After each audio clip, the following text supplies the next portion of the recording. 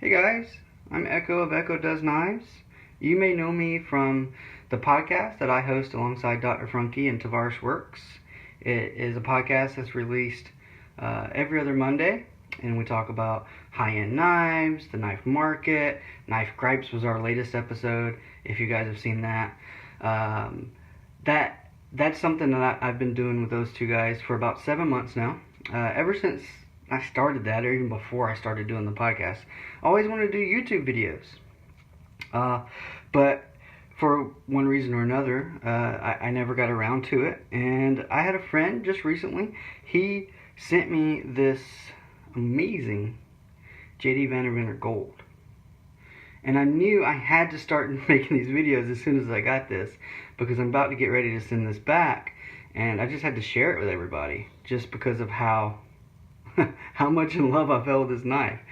So yeah, this is something I want to be doing, not all the time, but quite regularly. If you guys enjoy the content, I know I sure do enjoy talking about all these knives. And I have friends that lend me some of theirs for me to check out that I'd love to show you guys. And then I have my own knives that I would just I would love to sit down and just talk about them. So, let's get into this one. This one came to me from my friend Jesse. He goes by BladePlay13 on Instagram. He is an amazing gentleman. So thank you so much for giving me the chance to check out your gold here.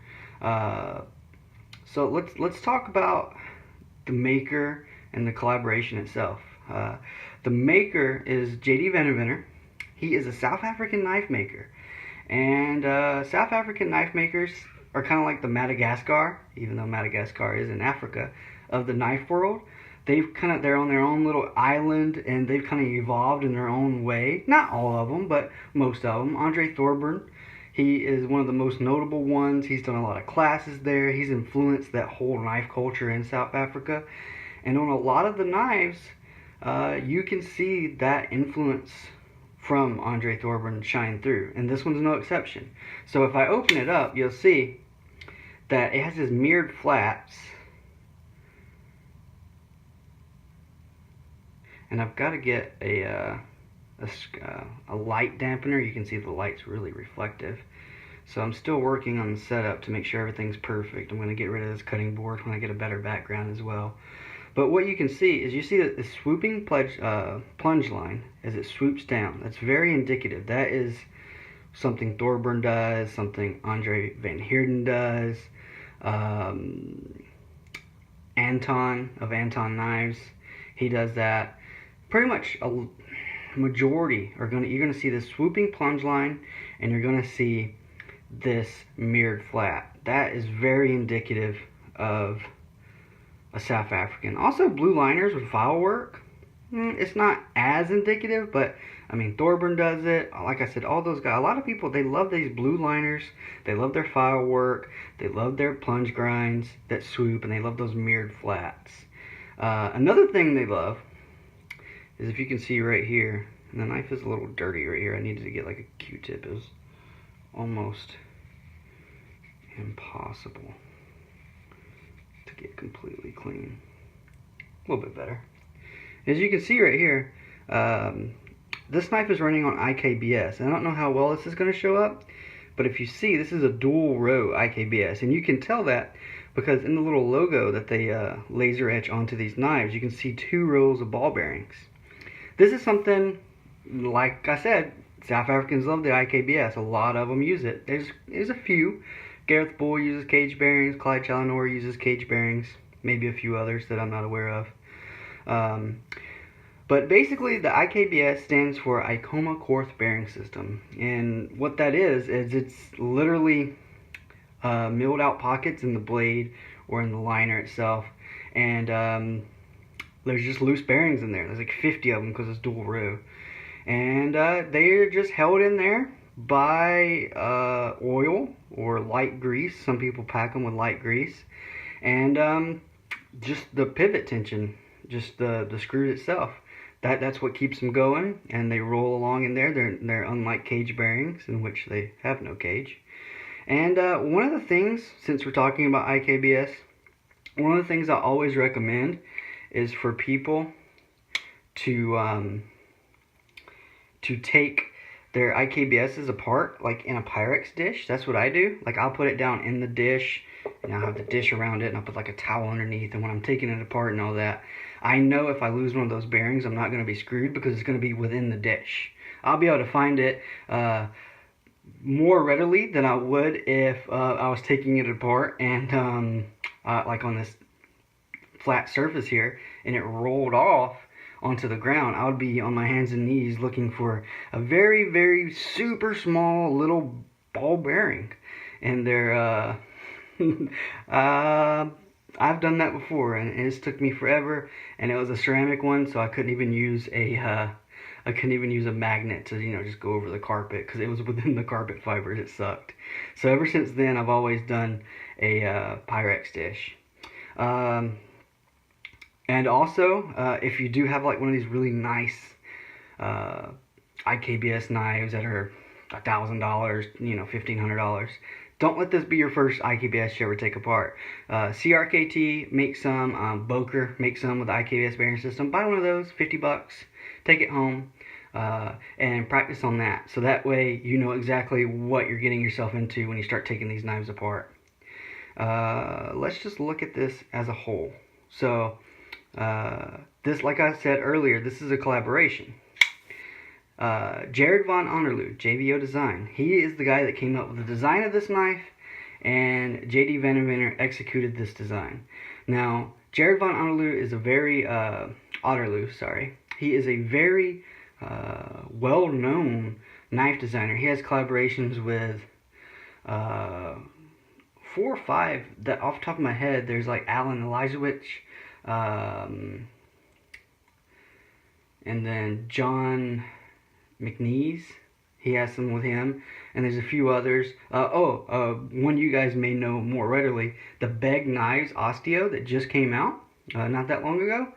That's a JVO design, same guy. And they also have a new Persian that looks badass. That's also the same guy. Yeah, with these reflective blades, look at that, it's just whoosh, whoosh, whoosh. Sorry, a little bit of ADHD coming out. That's just so reflective. So, since I'm talking about the reflectivity, one thing you might notice is, unlike a lot of the JD Deventer Golds, this one has a mirrored stonewash. So what he did is he got a really high polish, and one of the things I don't like about it, a little foreshadowing, you see all those little scratches?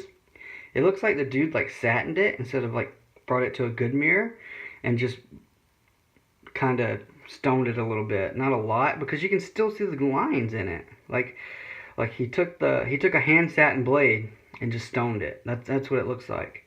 Cause you can totally see those horizontal lines going through and underneath the stonewash pattern. I mean, but otherwise it's very very, very beautiful. I love a good mirror stonewash. Peter Rosenti, he's very well known for those. But anyways, so Jared Von Otterloo. Keep saying it too fast and I'm screwing up the pronunciation. I'm sorry, JVO. But yeah, so let's go back to this. This is his design. He always has this kind of like theme going on. He loves the harpoons. He loves a very aggressive blade shape. But one of the things that you can't tell about this design just by looking at it is how freaking ergonomical this is. This is amazing in my hand. And I have smaller hands. I always like to say I have Shabazz hands because they are on the smaller side. I wear medium-sized gloves. And the way this pocket clip is rounded right here, I cannot feel this. I can squeeze with 2 hands as hard as possible. I can't feel it. I mean, it was, for my hands, this thing is like a glove. But one of the things I need to mention before I go any further is this is the large variant. This is the larger of the 2 that he makes. He makes a mini gold and a standard gold. The standard gold is a 3.75 inch blade. I don't know, like a 4.5 inch handle. It's probably around the 8.7. It's very standard for like a large size 3.75 inch knife. So even if you do have bigger hands like mine, I still got a lot of room right here. So I think this would fit you perfect. The mini is a 3-inch blade. It's very small, and I guess why I'm talking about that. Let's look at some knives you guys might know. So this is not a small knife. It's got a 3.5-inch blade. This is a Koenig Arius. So nice. Anyways, and as you can see, if I line this Koenig Arius up best as I can. Okay, they're about the same size. It's a little bit taller. Handle might be a, I don't know. They look about the same. Blade's a little bit longer. That's where you get that 3.75-inch blade. A little bit longer on the, yeah. So, same ballpark right there. So, and here's a smaller knife everybody might be familiar with that's into these type of knives. This is a neon, a Sharp-Groff neon, and as you can see, markedly smaller, 3.25-inch blade. So what you're looking at here, the mini gold, is going to be just a little bit smaller than this one. So hopefully these two kind of helped you guys out on the size. Not a small knife. The small one I think is too small in my opinion. This one, perfect. All right, so let me talk about some stuff I don't like.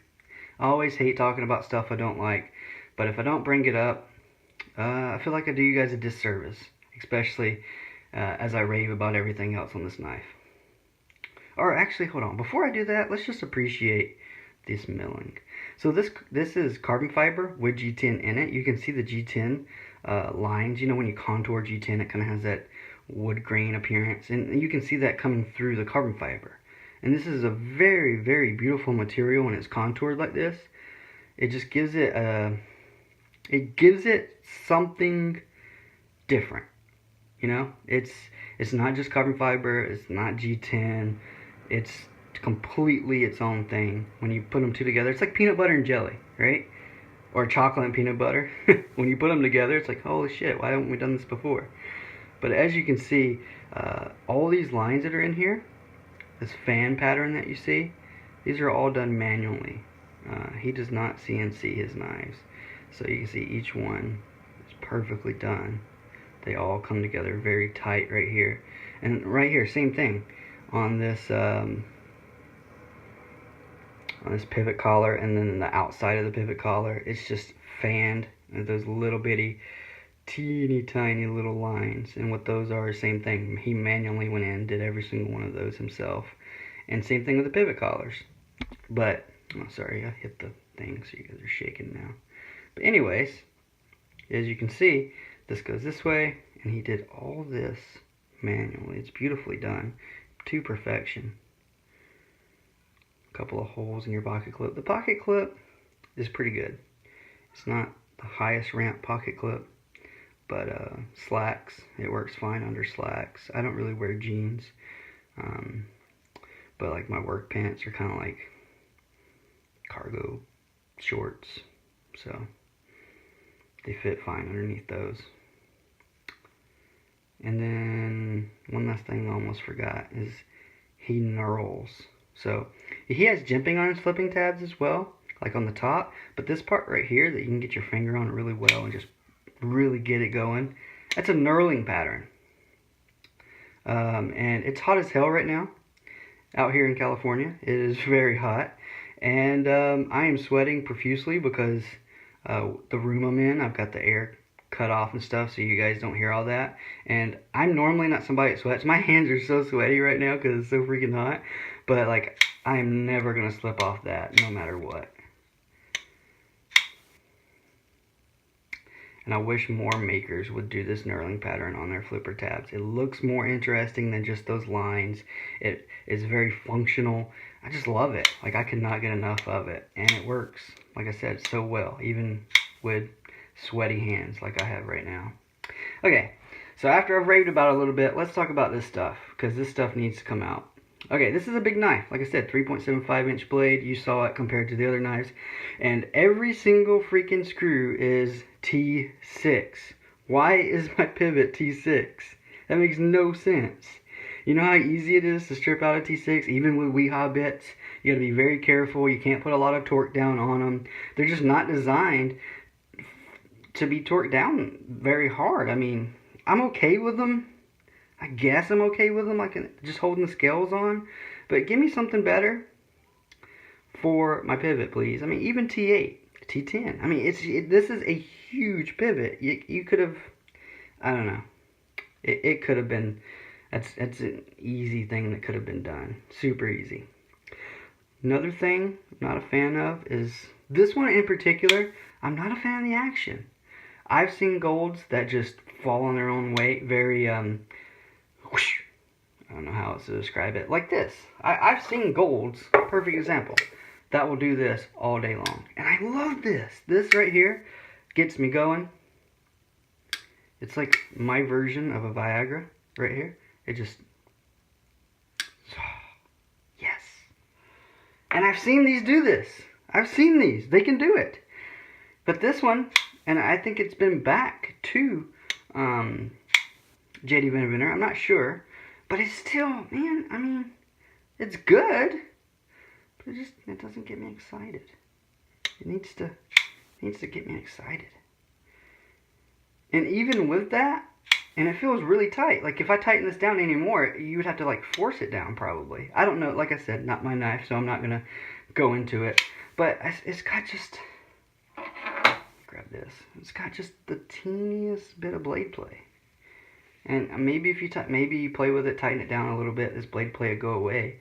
But I mean, if you tighten it down anymore, it's not even gonna shake close. You're gonna have to push it close, I would think. Not a fan of that. Like, I don't know. I mean, every custom knife maker is gonna have inconsistencies, but I feel like this is one of the first ones I've seen that doesn't really drop, and it's way different than all the other ones. It's just strange. I don't know.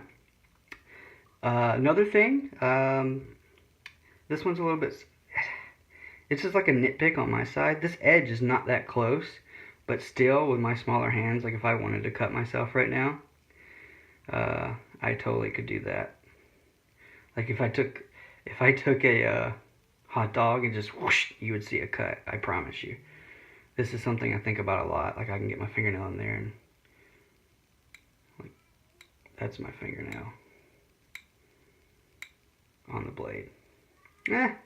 I mean, this one is not as bad as some knives I've seen. Literally, I've seen some knives that you can look at it like this, and you can still see like the heel of the blade poking through. That just scares me more than anything, because if I'm carrying it, and say I'm reaching in my pocket, my finger's gonna come, my smallest finger on my small hand is gonna come right up against this, and potentially do harm. The other thing is this guy right here. So I love when we have lanyard holes for people that don't like lanyard holes. I'm one of those people. I don't have to see a hole drilled through my knife, but if somebody that wants a lanyard, just slip it through there and they'd be a happy camper. What I don't like about this one is it seems like, I think he just drilled like all the way through it on the liners, and kind of like is relying on these scales to hold this in place. And the pin is a little bit shorter, so it's got some wiggle room, and what you can hear is it rattles. I don't know if that's gonna come through, but it totally rattles. Drives me insane. Like it's in your pocket. It's kind of like when you're in your car and maybe there's some change or like a can or something that's like underneath your seat maybe, and like you're just going down the road. This fell. That sucks. I'm gonna keep this in here, and we're just gonna keep on going because we're almost to the end. That really sucks. Anyways, I'm gonna be upgrading. I don't have a good tripod. I have a camera tripod, but not nothing to get this to get this to do this downward view. That scared me a little bit, I'm gonna be honest. Anyways, it's like a coin rattling in your car. And now this is all crooked. Guys, I spent forever making sure this wasn't crooked. Anyways, yeah, not a fan of that. Everything else that we've talked about, I love. Yeah, it still makes me want one of these knives. It still makes me want to get in contact with JD Venner. He makes some amazing work. He's done the Kenpachi, which I love. He's done his little EDC knife. It's like a little front flipper. He used to put the clip up here. Now he's putting it down here. It used to be on washers. Now it's on bearings. He's just doing some amazing stuff. I got fingerprints everywhere. He is just killing it as far as I'm concerned. And this knife, just for the ergonomics alone, I want one so bad. So I'm going to be looking for my perfect version of this. I really like the way this one is. If I get one, it would have these Damascus accents probably. And then hopefully I could get one with an action that I really enjoy. And I would rather have the hand satin. But otherwise, man, I definitely want one of these knives. I think he's doing some amazing work. I think most of the South Africans are doing amazing work. And yeah, that's all I got for you guys today. I am going to be doing more of these videos. I'm going to be upgrading my setup. This light is annoying the hell out of me, how it's so freaking reflective. I'll get some anti-reflective stuff. I'm going to get some... I've got camera lights for for photography, but they, with an iPhone, they don't play well with the sensor. They white out too much stuff. So I'm trying to find a better color, maybe go down a little bit. It's not really my forte, so I have to experiment. I plan on doing more of these videos as time allows. I won't be able to stick to any specific schedule because I stay so busy, but I enjoy these. I love talking about these, and let me know what you guys think. What did I do right? What did I do wrong? Should I let this thing fall in every single video? That'd be cool, huh? Just like out of nowhere, just fall. So you never know. Keep you guys on your toes. Anyways, thank you for watching. Subscribe if you liked it. Let me know what you thought. You can reach me here in the comments, or if you're an Instagram knife guy like so many of you guys are, or we are, reach me over at Instagram. Tell me what you thought. Let me know the good and the bad. Alright guys, for now, take care.